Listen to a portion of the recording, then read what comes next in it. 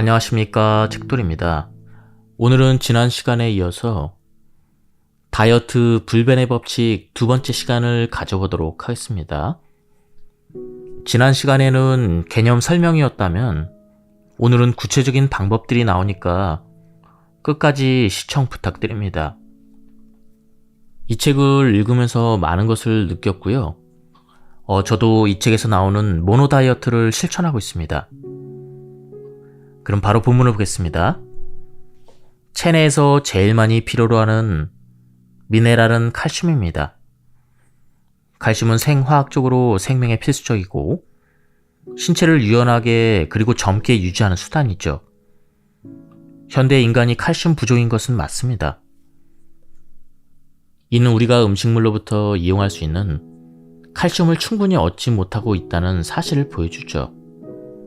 이용할 수 있다는 말은 체내에서 흡수하여 동화할 수 있는 상태를 의미합니다. 그렇게 되기 위해서는 칼슘은 이온화가 되어야 한다고 하는데요. 그렇지 못한 것은 가치가 없습니다. 만일 우리가 육류와 가공식품 위주로 식사를 하면, 그러니까 과일과 채소를 통해서 이온화된 칼슘을 충분히 얻지 못하면 뼈에 있는 칼슘을 빼내서 산을 중화시킵니다. 이것이 끔찍한 골다공증의 직접적인 원인이 되는 것이죠. 과일과 채소에 있는 유기질 칼슘은 이미 이온화가 되어 있습니다.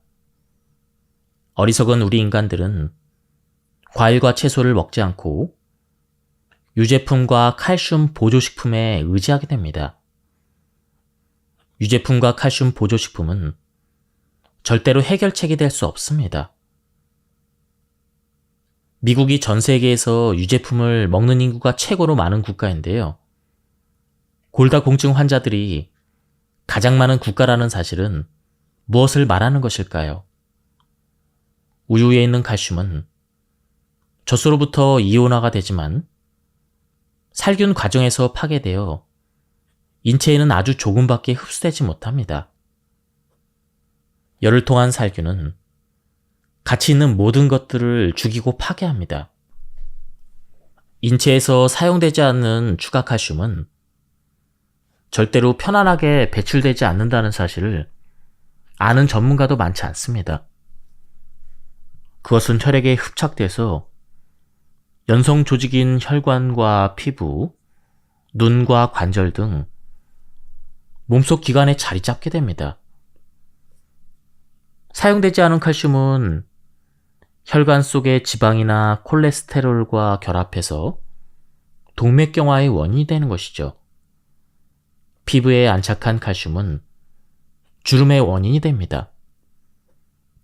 육류를 과도하게 섭취하는 서양인에게 주름이 훨씬 더 많은 이유가 되는 것이죠.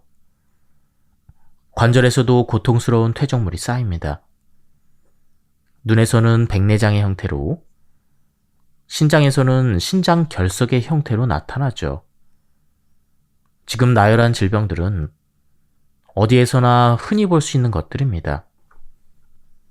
30년 전 한 영국 기자가 세계에서 가장 장수하고 있는 사람 중 하나인 이즈미 씨를 인터뷰하기 위해서 일본을 방문했습니다. 그는 놀라울 정도로 건강한 115세 노인이었습니다. 더욱 놀라운 것은 그 섬에 사는 사람들 모두가 건강했으며 95세 이전에 사망한 사람이 거의 없었다는 사실이죠. 연구자들은 그 섬 주민들이 마시는 물이 일반 물과 매우 다르다는 것을 발견했습니다. 그 물은 살아있는 산호에서 걸러진 이온화된 미네랄을 함유하고 있었던 것이죠. 이 독특한 산호 미네랄이 물을 높은 알카리로 만들어 인체의 산과 알카리의 균형을 유지시켰던 것입니다. 인간의 혈액은 약 알칼리성인데요. 건강을 위해서는 알칼리 상태를 유지해야 합니다. 그러나 우리들의 식생활은 대부분 산성입니다. 따라서 산성을 중화시켜야 하는 인간의 몸은 살기 위해서 뼈에 있는 칼슘을 뽑아 사용할 수밖에 없는 것입니다. 우리는 모두 산호 미네랄을 위해서 일본의 섬으로 이주할 수 없습니다. 그러나 우리는 매일 과일과 채소를 통해서 산호 미네랄과 같은 유기 미네랄을 얼마든지 섭취할 수가 있습니다. 진실은 멀고 먼 곳에 있지 않고 항상 바로 옆 당신 옆에 있습니다. 열을 가하면 섭씨 54도에서 생명은 모두 죽습니다. 술과 마약처럼 불로 익혀서 조리한 음식도 중독성이 있다고 말하면 사람들은 잘 믿지 않습니다. 차이점은 술과 마약 없이 살 수는 있지만 음식은 생존을 위해서 반드시 필요하다는 것입니다. 그래서 감옥에서도 술과 마약은 주지 않지만 음식은 반드시 제공합니다. 불로 익혀 조리한 음식에 중독되어 있다는 사실을 저 또한 인정하지 않았던 때가 있었습니다. TV를 켜면 음식 광고가 쏟아집니다. 모두 조리된 음식이나 가공식품이죠. 햄버거와 피자, 쿠키, 시리얼, 냉동식품 등 모두 생명을 죽인 음식입니다. 과일과 채소는 눈을 씻어도 보이지 않습니다. 다시 말씀드립니다만 이러한 음식을 먹으면 안 된다는 뜻이 아닙니다. 그래도 건강해 보이는 음식은 오렌지 주스나 우유뿐입니다. 그러나 그것들조차 모두 섭씨 54도 이상에서 저온 살균한 것들입니다. 저온 살균법이란 우유를 100도 이상 고온으로 가열하여 많은 영양분이 함께 파괴되기 때문에 60에서 80도에서 30에서 60분 2회 이상 가열하는 방식을 통해 보존 기간을 연장하는 방식이죠. 앞에서 말씀드린 것처럼 살균을 하면 저온이든 고온이든 효소, 즉 생명은 대부분 사망한다는 사실을 잊지 마시길 바랍니다. 약물이나 특별한 단식 등으로 빠르게 체중 감량을 달성할 경우 99% 사람들은 체중이 다시 증가합니다. 저는 예외를 본 적이 거의 없습니다. 당신은 어떤 방법을 선호하나요? 한 달에 10kg을 감량하고 6개월 후에 다시 원래 체중으로 돌아가시길 원하시나요? 아니면 6개월 동안 20kg을 감량한 다음 6개월 후에 살이 더 찌기를 원하시나요? 한 달에 1억 원을 벌고 1년 만에 파산하는 것과 한 달에 1,000만 원씩 평생 버는 것 중에서 당신은 어떤 것을 선택하시겠습니까? 핵심은 속도가 아니라 방향이라고 단호하게 말씀드립니다. 지난 수십 년 동안 새로운 다이어트가 계속 출현했다가 사라졌습니다. 그들은 모두 얼마나 빨리 체중을 감량할 수 있는지 그 속도를 강조했습니다. 마치 이 종목에 투자하면 한 달 만에 수익을 벌 수 있다고 침을 튀기는 시중의 상업 투자 전문가처럼 말이죠. 그 다이어트가 전반적으로 건강을 증진시키는지 여부는 고려의 대상이 되지 않습니다. 그 다이어트가 빠진 체중을 얼마나 오래 유지시키는지 혹은 살이 더 빨리 다시 찌는지 아닌지는 고려의 대상에 포함되지 않습니다. 그들은 모두 당신의 급한 마음을 노리고 속도전에만 몰두했습니다. 건강은 자연스러운 것이고 건강이 나빠지는 것은 부자연스러운 것입니다. 당신은 비만과 질병을 해결하기 위해 밤을 새워 공부할 필요도 없고 헬스클럽에서 365일 땀 흘릴 필요도 없습니다. 단지 새로운 법칙을 깨닫고 첫걸음을 내디디면 되는 것이죠. 비록 자연의 법칙에 따라 식사를 완전히 재훈련하는데 6개월 또는 1년이 걸릴 수가 있습니다. 그러나 첫걸음을 내딛기만 하면 당신은 이미 절반은 성공한 셈이죠. 당신이 산 음식을 10% 정도만 섭취하는 사람 중 한 명이라고 가정해 봅시다. 따라서 현재 10%대 90%를 섭취하고 있습니다. 2년에서 3년 최종 목표가 75대 25 또는 60대 40% 등 어떤 목표가 되든 상관없다고 가정해 봅시다. 당신이 열을 가해서 조리될 음식의 양을 조금씩 줄이면서 산 음식을 더 많이 섭취하는 순간 당신의 몸은 변하기 시작할 것입니다. 현재 섭취하는 산 음식의 양을 2배로 늘리면 살이 2배로 빠지고 3배로 늘리면 3배로 빠질 것입니다. 잠자고 있던 당신의 몸의 치유 메커니즘에 불을 붙이기 때문이죠. 기회의 문이 열리는 순간 우리 몸의 치유 메커니즘은 그 문으로 달려갑니다. 이것은 물의 성질과 같다고 할 수가 있습니다. 댐이나 제방 뒤에 물이 가득 담겨 있다고 가정해 봅시다. 항아리에 물이 담겨 있다고 생각해도 좋습니다. 그곳에 구멍이 뚫리는 순간 모든 물이 그 구멍으로 빠져갑니다. 조금의 망설임도 없이 즉각적으로 진행됩니다. 생명체도 마찬가지입니다. 당신의 몸은 당신을 살리기 위해 산 음식을 넣어주기를 기다리고 있습니다. 이것은 유전과도 관계없고 체질과도 관계가 없고 인종과도 관계가 없습니다. 지구상에 살아있는 모든 생명체는 살아있는 것을 섭취해서 생존하고 진화했고 번영해 왔기 때문입니다. 이 엄연한 자연의 순리를 무시한다면 누구도 비만에서 해방될 수 없습니다. 이것은 일부 사람에게만 가끔 일어나는 일이 아닙니다. 살 빼기가 가장 쉬웠어요라고 매스컴에서 이구동성으로 외치는 시중의 상업적인 다이어트와 완전히 다릅니다. 고통스러운 시중의 다이어트와는 달리 15% 정도의 노력만으로도 놀라운 효과를 볼 수가 있습니다. 만일 당신이 이 책을 읽으며 산 음식을 식단의 50%로 맞추겠다고 결심했다면 당신은 체중과의 싸움에서 승리하기 위한 첫 발을 내디딘 셈입니다. 당신은 이제 굶지 않아도 되고 약을 먹지 않아도 됩니다. 시중에 다이어트를 하지 않아도 되고 식사 대용식을 먹지 않아도 됩니다. 매스컴에서 광고하는 특별한 기구를 사용하지 않아도 됩니다. 오늘도 5대5, 내일도 5대5를 실천하라고 하는 말이 아닙니다.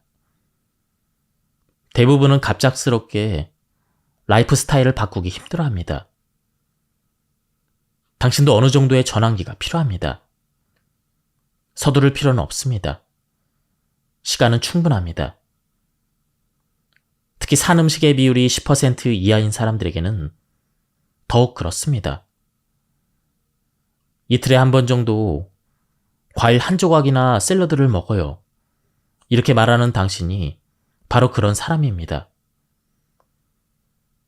저는 과일과 채소를 자주 먹지 않은 사람들을 위해 눈물을 흘립니다. 그 많은 고통의 원인이 과일과 채소의 부족인데도 그들은 아무런 실마리를 찾지 못하고 있습니다. 그러나 산 음식으로 전환하면 당신의 삶이 얼마나 개선될지 알기 때문에 저는 용기를 얻습니다. 사실 과일과 채소를 가장 적게 먹는 사람들이 산 음식을 공급하기 시작하면서 가장 빠른 변화를 경험합니다. 저는 수십 년 동안 수천 수만의 사람들과 상담을 통해 식단에서 산 음식을 늘리고 죽은 음식을 줄이면 살이 빠지고 질병이 치유되는 경험을 했습니다. 그러나 어느 정도까지 성공할지 시간이 지나서야 알 수 있었습니다. 사람마다 각각 다른 변수가 작용하기 때문이죠. 공장 음식 중독자였던 제가 어떻게 산 음식 5%와 죽은 음식 95%에서 50%대 50%로 전환할 수 있었을까요?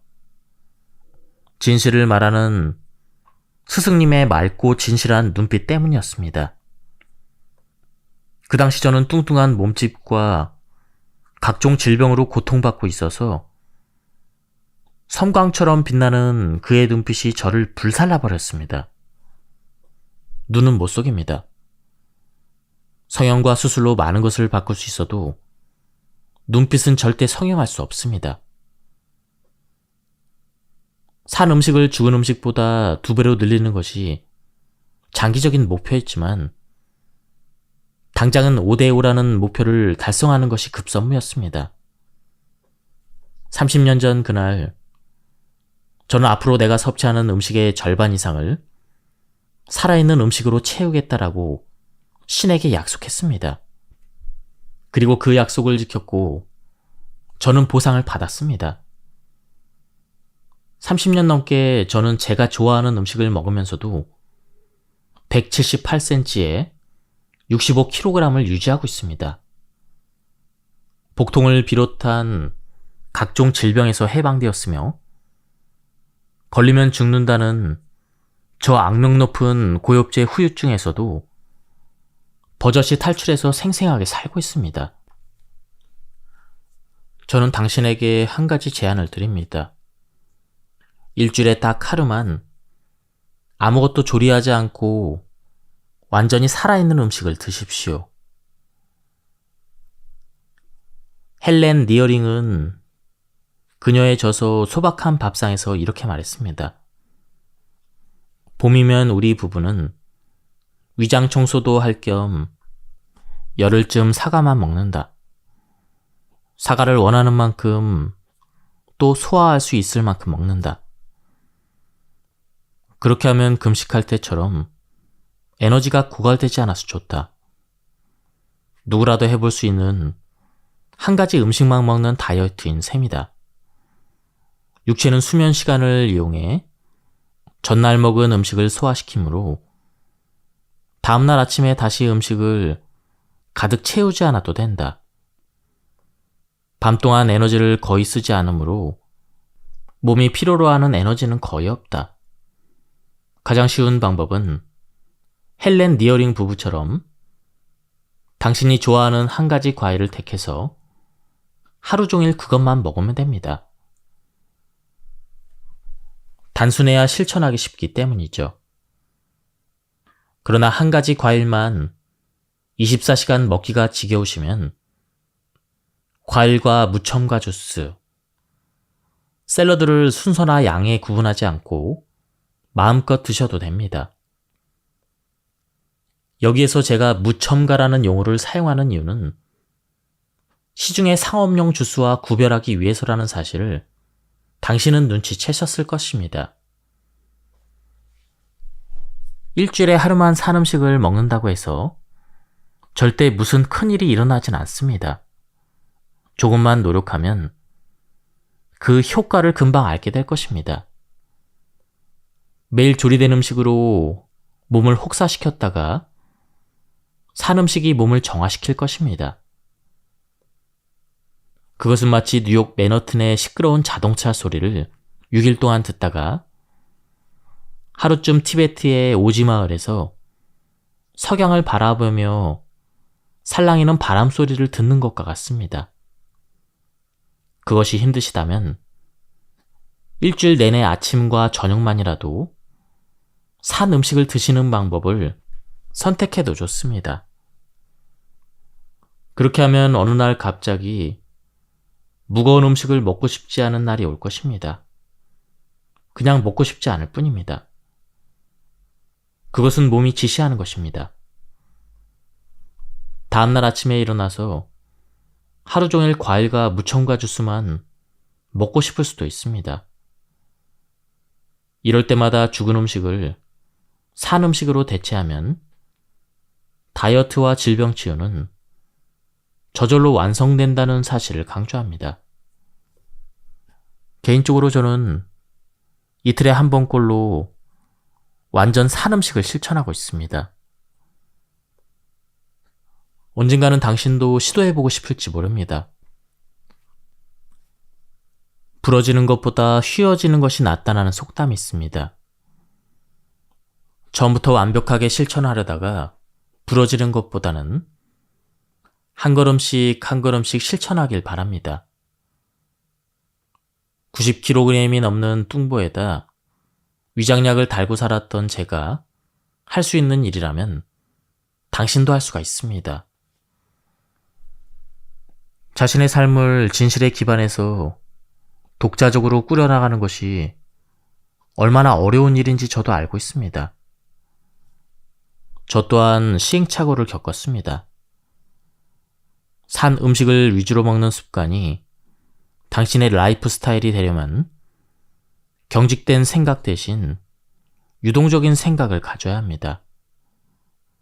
조금만 잘못돼도 죄책감을 느끼는 강제적인 방식은 성공할 수가 없습니다.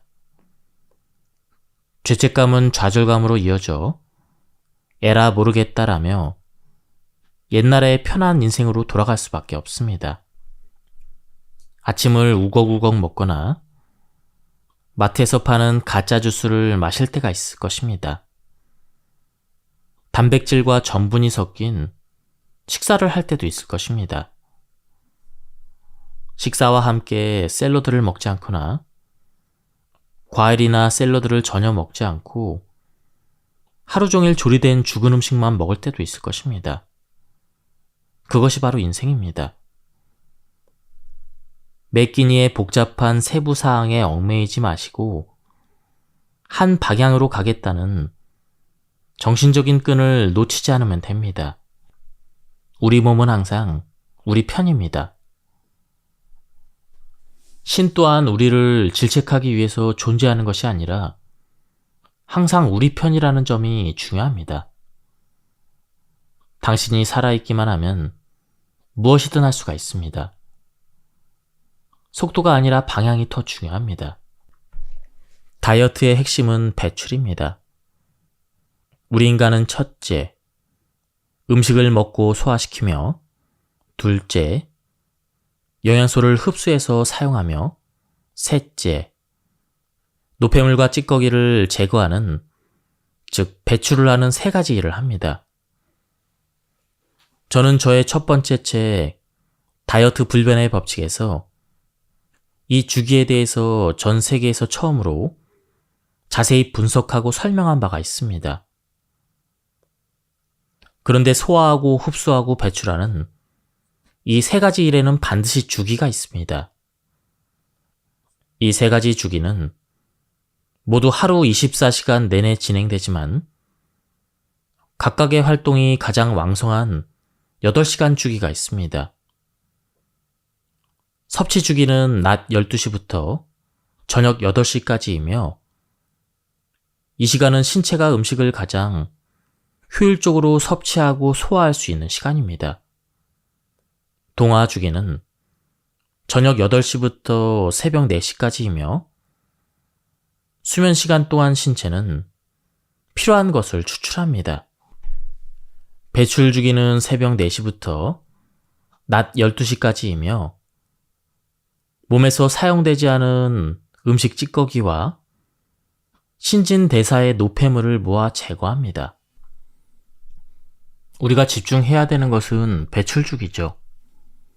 살을 빼기를 원한다면 몸에서 쓰레기를 밖으로 배출해야 합니다. 태양이 뜨겁고 빙하가 차갑다는 것처럼 명확하죠. 배출 주기가 최적의 상태로 작동하면 다이어트의 성공 확률이 확연하게 높아집니다. 배출 주기란 단순히 아침에 일어나서 배변하는 것만 말하는 것이 아닙니다. 배출 주기는 그보다 훨씬 더 중요합니다. 우리 몸의 100조 개에 달하는 세포 하나하나는 그 자체가 매우 활동적인 처리 공장입니다. 각 세포는 필요한 영양분을 섭취하고 수만 가지의 생명 기능을 수행하며 임무를 수행한 후 노폐물을 생성합니다. 그것은 마치 가솔린을 넣은 자동차가 노폐물을 배기가스의 형태로 배출하는 것과 비슷합니다. 독소 처리 공장에 속하는 림프 시스템은 모든 세포에서 노폐물을 수집하고 분해하며 그렇게 해서 4개의 배설 기관으로 보내고 몸 밖으로 완전히 배출하게 하는 작업을 합니다. 지난 30년 동안 제가 경험한 바로는 체중 감량이 가장 필요한 사람들은 2가지 문제를 모두 겪고 있었습니다. 첫째, 그들의 림프 시스템이 제대로 작동하지 않고 있으며 둘째, 그로 인해서 배출 주기의 활동에 장애를 겪고 있었습니다.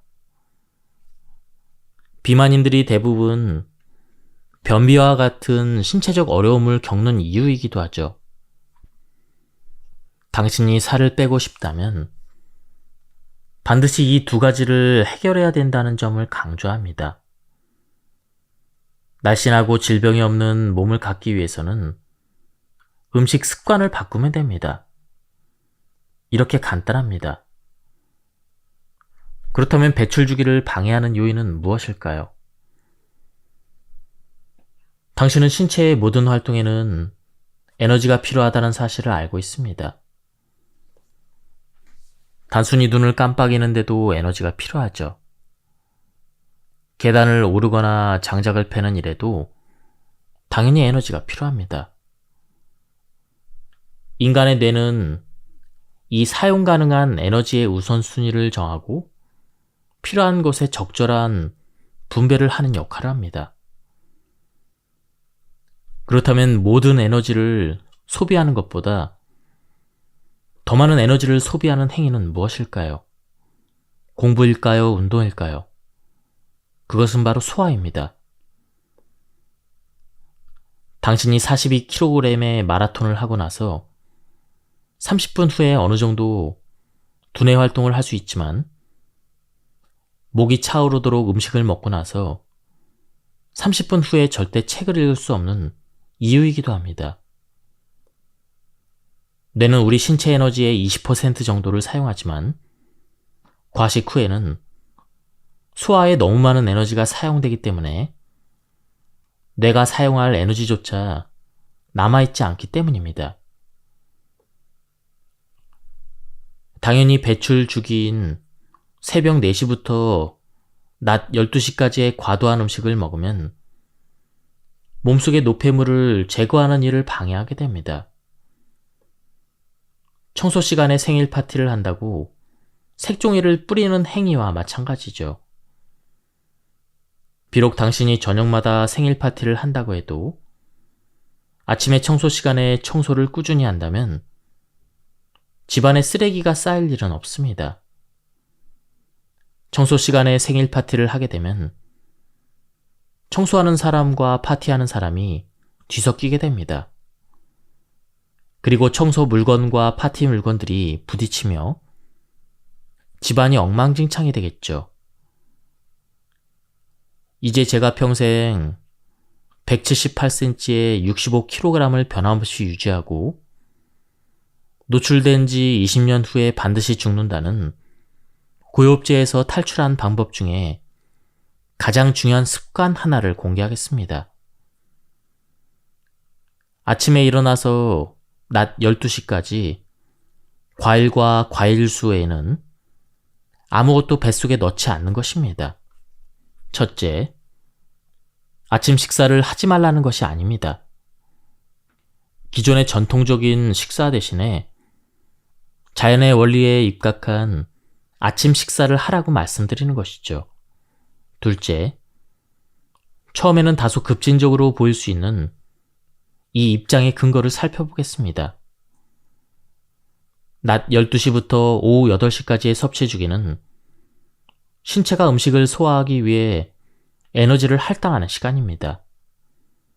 음식이 소화된 후에는 필요한 영양소를 추출하고 활용하는 데도 에너지를 할당하고 사용하지 않은 영양소를 제거하는 데도 에너지를 할당합니다. 배출 주기가 완료되기 전에 섭취 주기를 강제로 작동시키면 노폐물이 축적되는 과정이 지연될 뿐 아니라 새 주기의 리듬에 혼란을 가져옵니다. 아침에 일어나면 오전 4시에서 낮 12시까지의 배출 주기가 가장 활발하게 진행되기 때문에 다른 어떤 활동보다 더 많은 에너지가 필요한 소화 활동이 시도록 호모사피엔스의 몸이 설계되어 있습니다. 소화해야 되는 음식물이 들어오지 않으므로 배출 주기는 최대한 효율적으로 작동합니다. 음식이 위장에 들어오는 순간 소화를 위해 에너지가 할당되어야 하며 노폐물 제거라는 중요한 작업을 수행하는데 사용하던 에너지의 일부가 손실돼서 배출 주기에 방해를 받게 됩니다. 과일은 위장에서 소화 에너지가 거의 필요하지 않습니다. 원하는 과일을 원하는 시간에 원하는 만큼 먹을 수 있으며 그렇게 해도 배출 주기는 거의 영향을 받지 않습니다. 과일의 당 성분은 이미 단당류이기 때문에 식사를 소화하는 데 에너지를 소모하는 대신 빠르게 에너지로 사용할 수가 있습니다. 아침에 밥을 먹지 않으면 에너지가 없을 것으로 생각할 수도 있습니다. 소화 에너지를 많이 사용해야 되는 아침 식사보다는 소화 에너지가 필요 없는 아침 식사를 해야 합니다. 또한 하루의 연료 에너지는 다른 어떤 음식보다 과일에서 더 순수한 형태로 더 쉽게 얻을 수가 있습니다. 내일 아침 일어나서 적어도 낮 12시까지 갓 짜낸 무첨가 과일 주스나 신선한 과일만 섭취하십시오. 원하는 만큼 자주 먹어도 됩니다. 소량으로도 충분합니다. 제한은 없습니다. 어떤 종류의 과일이나 무첨가 주스도 괜찮습니다. 단 과일과 무첨가 주스만 섭취하고 다른 음식은 절대 섭취하지 않아야 합니다. 한 가지 예외는 물을 마시고 싶은 경우인데요.